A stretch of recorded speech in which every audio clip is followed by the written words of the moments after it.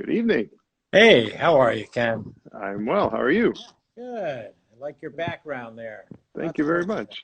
Yes, there's just a few items behind me, uh, and you may have some of them. I think that my drawers and closet may have a few. Yes. Yes, that's correct. Well, happy Tuesday, and welcome to Canes Alumni Biz by CanesWear. I'm happy to have you here. Nice to be with you. And do you also have some special guests with you at maybe towards the end? Well, Or I have one of my, two of my children, two out of three went to the University of Miami, my two sons, and my oldest son who works with me is here. And so, okay, sure, if you have any questions of him, he's with me right now. all right, fantastic. Well, before we get any farther, how about you introduce yourself and let us know what you do for a living? Sure, sure. So, for those, my name is David Epstein. I've been a serial entrepreneur for, well, if I admit how long, that doesn't feel so good. Right? But 38 years now. Oh, wow. Yeah, it's been a long time. Built a bunch of different companies, mostly in business services. The one I'm mostly attributed to is a company called Precision Response Corporation. We were one of the largest employers in Florida, and we were one of the largest BPOs in the world. When I sold it, we were a public company. I sold it in early 2000. And then myself and a few other guys bought the Florida Panthers Hockey Club, and we owned that for about 13 years. Largely unsuccessful as far as any kind of playoff runs, but it was an experience. I've been involved with the University of Miami since 2003. I've been on the board. I serve now as the current vice chair of the board of trustees. I'm on the board of directors for the University of Miami Health System, and I also serve as chair of the University of Miami Athletics, and have done so for the last 7 or 8 years. So very involved down in Coral Gables. Just a little bit. Just a little bit. Just a little bit. I no longer, my car knows exactly how to get there automatically. I'm there a lot. And do you live in Broward or do you live in Dade? I do. Well, we were long time residents of Weston. Okay. Until about 4 months ago, when all the kids had moved out of the house. Two of my kids live in New York. My oldest lives down here. My wife and I decided to make the venture east, so we're now in East Fort Lauderdale. But we had spent 28 years in Weston. Oh, wow. And we're Broward based. Okay. Yeah. So you know what the commute's like all the way down there. I painfully will admit that I do, and I know what it's like. Sometimes I can get home. I used to get home to Weston. My youngest son played for the University of Miami baseball team. And when we'd come home after a game, it would take about 35, 40 minutes. But if I left Coral Gables after a meeting at 4 o'clock, it would take me about an hour and 45 minutes to get home. So I do know the commute. Well, and that express lane, I'm getting a little feedback. I'm not sure if that's on my end or yours. But the express lane that they just built, that they may be changing, was really a nice addition, going from Weston all the way down. Yeah, that was a big difference. I mean, even in the morning going down to Coral Gables, it made it really, terrific commute. Not too bad at all. Right. Yeah. But we love it because once you get down there, it's paradise. It's paradise. And, there's been a lot of changes at the campus. In the 17 years that I've been, so deeply rooted and affiliated with the university, the amount of changes that have occurred on the campus, at the health center, and at Rasmus have been just incredible. And I think that President Shalala and now President Frank have done just a terrific job in, escalating the university on the national stage. And so it's been kind of exciting to be part of it during this time. For sure. Yes. All the new construction, all the new buildings, the IPF and everything. It's been pretty amazing. Yeah. So the indoor facility is terrific. I don't know if you've had a chance to be there. I have. Yeah, it's terrific. And we host a lot of events there beyond just what goes on with the players. Right. So it's been terrific down there. And now we have Lakeside Village. Some of the new residential housing is opening up shortly here soon. So they just received today, I think, their temporary CO. So that's a lot of really exciting things going on down there. Yep. I've been on a couple of Zoom calls where they've been giving us updates. It's been pretty neat. With Pat Whiteley, probably. Yep. Yeah. Yep. Yep. Sure. Well, So, it's exciting to be part of the the hurricane community and the hurricane family, and then having two of our three children go there has been you know exciting to see them start out as going into the university and then graduating and walking across the stage. It's been kind of an exceptional experience, and they got a lot out of it being there. And in fact, I talk to students all the time. I mentor classes down at the business school, and I talk to just students constantly, and I'm just reminded what a great program and what a great university. It's kind of a real gem in South Florida as far as higher learning, yep. with the amount of programming that goes on down there. So it's just it's great to see what's Yeah. going on. And they were talking about how they transitioned to the virtual learning pretty seamlessly, and everybody was able to finish their degrees and all that. It was pretty amazing. Yeah, But so one thing, and I'm sure all your, well, not all, but many of your viewers will relate to is being in South Florida. We prepare for disaster scenarios all the time, right? right. Yep. Had the hurricane that hit the Bahamas last year come our way and sat over us, we would have probably been down for quite some time. So Yep. we spend a lot of energy, effort, and resources at the university preparing, just like everybody in South Florida does, but preparing for those kind of worst case scenarios. So as this pandemic hit and the need to close things down came about, I think it wasn't too much of a stretch for us to work our way into the virtual world very quickly. And I think that the administration, I think that Dr. Frank, our provost, Jeff Durek, Jackie Travisano, the whole leadership team there did a phenomenal job in getting us to this point. Agreed. Yeah. So part of the reason you're here is to discuss your new business venture. Well, I mentioned I'm a serial entrepreneur, right? Yeah, you So did. we've been involved in a lot of businesses. And many years ago, I connected with a fellow who had a company down here who was developing technology revolving around electrostatic spraying of disinfectant. And the principal reason he was in that business was cruise ships were faced with norovirus and other potential outbreaks of simple viruses, not Right. what we're all dealing with today. And they wanted a way to efficiently cover a large amount of area in a very short period of time to sanitize and disinfect. And so I was involved with the fellow who started it and friends with him and helped him along the way. They eventually sold that company to Clorox. And I ran into him, I guess, I ran into him, interestingly enough. I don't go to a lot of our own football practices. That's not my thing. But I happened to go down and visit with Coach Diaz last August during summer camp. And the guy who had started this technology was down there, and they were pumping cold water through this electrostatic sprayer to cool the players down. And really what this machine does, the electrostatic spraying, is it's electrically charged, so anything that comes out of it immediately attaches itself to surfaces. And the reason they call it 360, if I hadn't mentioned that, is it completely wraps around. So when we would spray a player with cold water, it would cool their body temperature somewhere between 7 and 10 degrees. So pretty good, to have that out in these 90-degree days with high humidity. Right. So I ran into him and we got to talking about the disinfecting and sanitizing. This is long before Any COVID. of this, right? Yeah.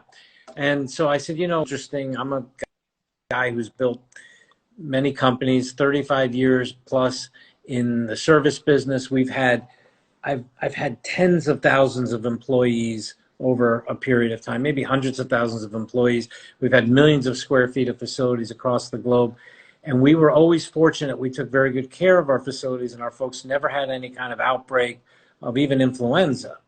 And I said, but I know a lot of companies that were dealing with it, particularly flu season was coming up. This was in August. I knew that in the fall into winter. And so I said it would be really great if this were a service, not that somebody had to buy all the technology. Maybe smaller businesses could benefit. Well, we started to work on this, and I built this my partners and myself started Precision Guard 360. My son was with us at that time doing it, and we said, we should offer this as a service. Well, then we start all that wheels in motion. Precision Guard 360 was born out of a commitment to try to help people keep their personal space and their professional space sanitized, clean, protected. And when COVID happened, we just saw this explosion of opportunity. Absolutely. And I kind of related, Ken, this way. For the past 100 years in this country, when things happen, we adapt, we change, and that becomes, quote unquote, this new normal, right? Right. Yes.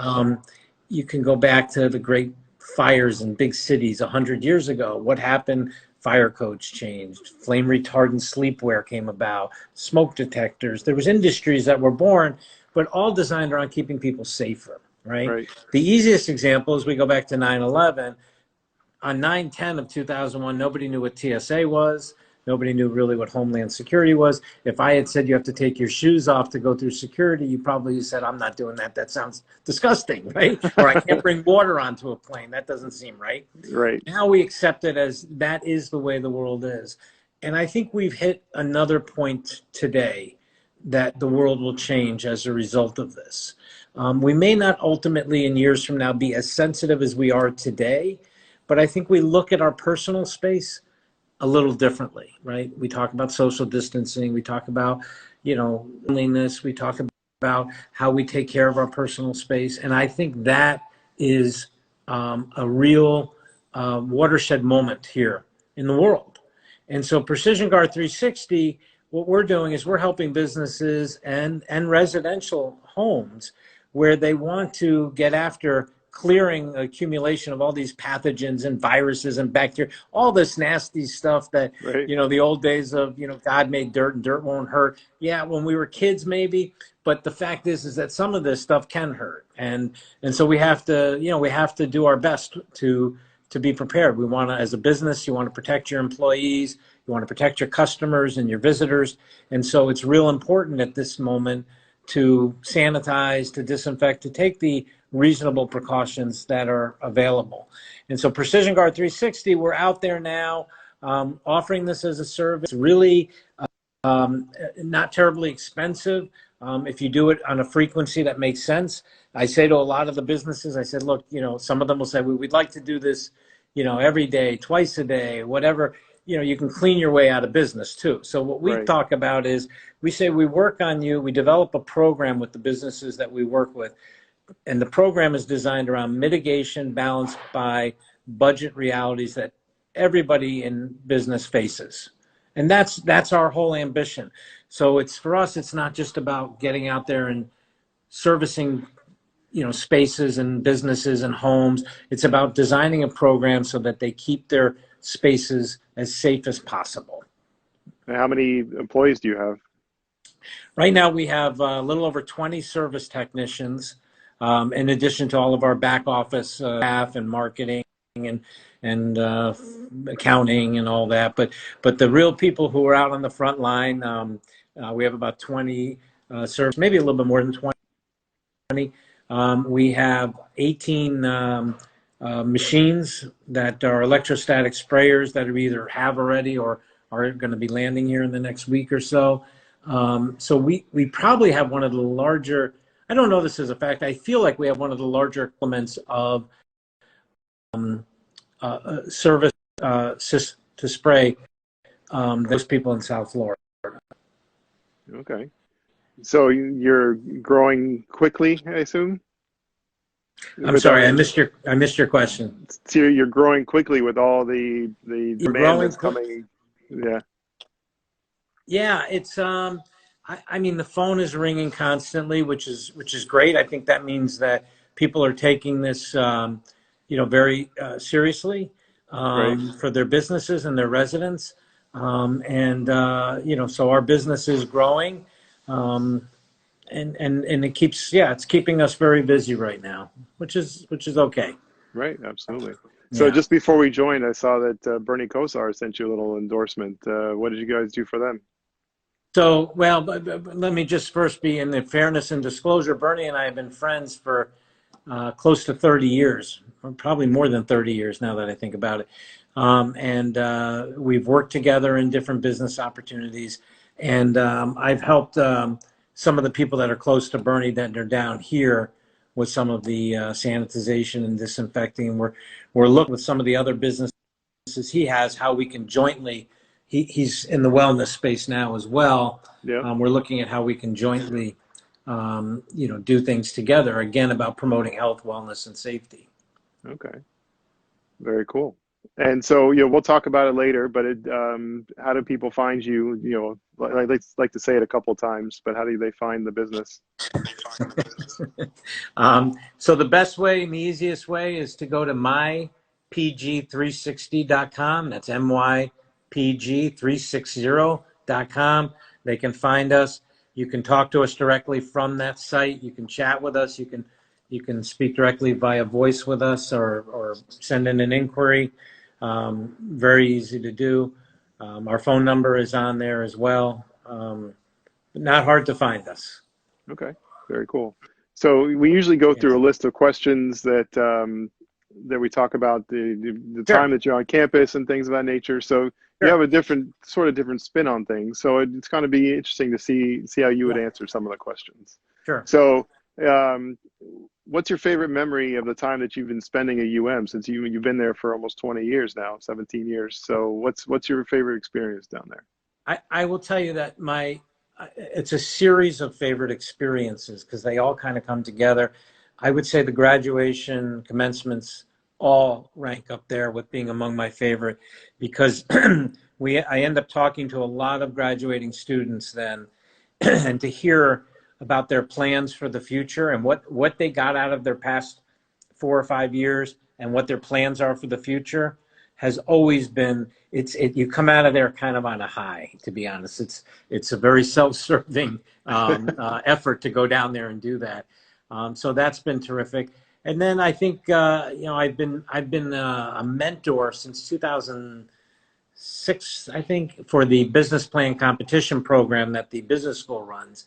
Okay. And so I've worked with a lot of different students and student groups and mentored them through the competition. It's exciting for me as an entrepreneur to see the next generation of entrepreneurs and how they're thinking and what they're thinking about. And to anybody who is wondering, is the entrepreneurial spirit alive and well, and is the next generation going to take the torch and carry it? The answer is, in my opinion, unequivocally yes. I see that out there all the time. The first group I think I mentored through the business plan competition and they won. It was a company called College Hunks Hauling Junk. Yep. And they became a moving company. Now they're in DC, Boston, New York, down here. Their logo is still the orange and green. Right. They're great guys and they built a nice business really in the moving space as a result. But they really set up to help people haul away at the end of a semester their junk out of dorms and apartments. Right. So it's those are the feel-good moments, and I would say some of the most exciting. Some of the most exciting times that I've had being on campus is when it's been all around interacting with the students. It's been terrific. Well, speaking of students, there's a question that just popped up. It says, "What about individual cleaning kits for students that go to class?" So I think we are constantly updating on our site. If you look, we have one of the fellows who works with us is a physician who was a former dean at a medical school. He is doing tips for people on how to keep their personal space clean, just in general. I think he actually is, either he's done it or he's going to be doing something for students that are going to return to class. It may not be out there yet, but about just personal. For instance, one of the segments he did, and you can go to our site and check it out, is one of the most germ-filled parts or accessories that are carried into a house sometimes come at the bottom of your backpack or a woman's purse, and then it's set down on the table. Right. Well, if you're going to class and you put your purse onto the desk, you're probably spreading some germs. So try to keep, so he talks about a lot of these tips and tricks, and we're constantly updating our site with, helpful tips to avoid getting sick. I mean, that's what we're all trying to do right now. Right. Yeah. This is just a topic you may not know the answer, but is there a possibility of being too clean? So I think, well, first of all, I'm not the one qualified to answer that. We could try to loop in Dr. Frank right now and ask him. Yeah, right. He'd probably say that everybody needs a certain amount of bacteria to build up immunity, right? Right. Yeah. For the basic things. But I think in today's moment in time, I don't think that's the answer. I think the answer is we're told, wash your hands as often as possible, Right. try to maintain this clean of an environment as you can. I would say at this moment in time, the answer is probably there is not a thing as being too clean at this moment in time. Yeah, I think most people would agree with that. So, you have your involvement with the athletics and the health side Yeah. of things. If you had to pick one organization, which would be your favorite? It doesn't have to be them. It could be anything else on campus. Yeah, I don't want to sound like a parent who's unwilling to pick a favorite child. So I'm going to say that they're really all my favorite. I will tell you that I've gone to the Frost School and been brought to an emotional state from what they do down there. I've Yeah. gone to Rasmus and been my eyes wide open what I was witnessing going on down there. I've been on to our at the health center at the U Health campus downtown. The amount of research I've seen us develop at Bascom Palmer, prosthetic eyes for people who've been wounded in combat, and how real it looks, and how we're taking. I mean, I've been moved by so many things. I'm not trying to get out of your answering your No, question, but I that's a just feel like fantastic question. I mean, they've answer. all Yeah. been so incredibly moving and important. Well, and the fact that you can see all that is amazing because, usually when we're down there, we see our little individual groups and stuff, but to see the entire picture, that's awesome. That's Yeah. a fantastic answer. I have no problems whatsoever with that answer. Okay. So when you're not doing stuff and you're not doing all your different Yeah. entrepreneurial things, do you have any hobbies that you like to do? So if I said my hobby was building businesses, that probably wouldn't be a great answer for what you're really looking for. I think, Well, I do spend most of my time. I'm passionate about building businesses. I love to be involved in businesses that are growing. When I'm not doing that, I would say it's golf. I spend a lot of time in golf. I'm an avid sports fan. I like to go to sporting events, particularly our sporting events. right. And then I'm a reader too. But that's other than that, my wife and I, we spend a lot of time at home. We travel a little bit, but we like to just sit there at home. Well, speaking of travel, Oh, what's the next vacation yes. that you may want to take if you can, or when you can? So I think my next big vacation is going to be beyond my driveway. Because I think we've all been trapped inside. We all might want to just say our next big vacation will be just leaving the house. Right. In fairness, I don't know. I think we're going to wait to see how things kind of unfold here. We up until recently, we have a place in Manhattan, and I still work up there with some companies that I'm involved with. So we go back and forth a lot. We're probably not going to be doing that anytime soon. So, Right. and we usually in the summer are up there and base ourselves there. So I'm just not sure. We have a list though. We do have Okay. places we want to go. Right. But when we will do them, I think like everybody else, we'll wait and see. Right. Well, yeah. I mean, we can't go anywhere, so all we can do is dream at the moment, right? Yeah, that's right. That's right. That's right. So you mentioned it before, but do you have any advice for current students and recent graduates that you mentioned that the entrepreneurship is very key. Yeah. It's alive and well, but anything overall that you would Well, like to I mean, beyond wash your hands frequently, I do have some advice. use sunscreen? And wear right. That was a great commencement speech. I tell people, I do. I guess what I would say is I remind people to trust themselves, right? It's always, everybody faces self-doubt. Even the most seasoned people who are out there face self-doubt, and it's normal, but trust yourself. I also encourage people coming out now, escape the social media bubble. I mean, I know we're on Instagram right now, but there is a tendency to believe everything you're seeing, and then it becomes well, that person's doing this and I feel like I'm falling behind, or I'm not where they are. And I think that's a very I think it's a very scary thing right now. So I would say that I tell people all the time, you know what, life is tough, but so are you. So just grind it out, and follow your passions.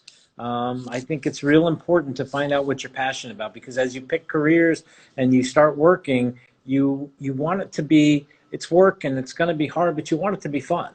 And Right. and so I tell people to try to follow those passions as much as they can, and to take some risk, especially early.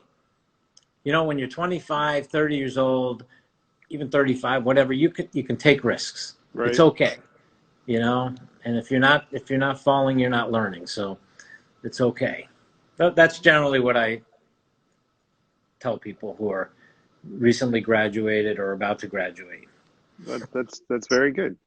Everybody has a different spin on it, but even that's great. Usually I say, and I've said this on a couple of episodes before, that just keep talking to people and keep, having different conversations, because you never know what one conversation is going to open up a door that you didn't know was even there, or something's going to come down the road Yeah, I that agree with that. you weren't preparing for. So Yeah, I think that's right. I think that's a great point. Also, it allows you to network. I think that's also a pretty important thing. So I think right. your advice is pretty good. Well, thanks. So I know we keep these around the 30-minute time frame. Just anything that you want to we want to talk about the business again. Make sure that, is there anything that people can use for their personal homes? Or is it more for corporate? What do you Well, no, we want have, so the program we have is not just for businesses. We actually have a residential program, and it's 3 times a year where we come in and we do this kind of deep sanitizing and disinfecting. And we're also available to you if you have an outbreak.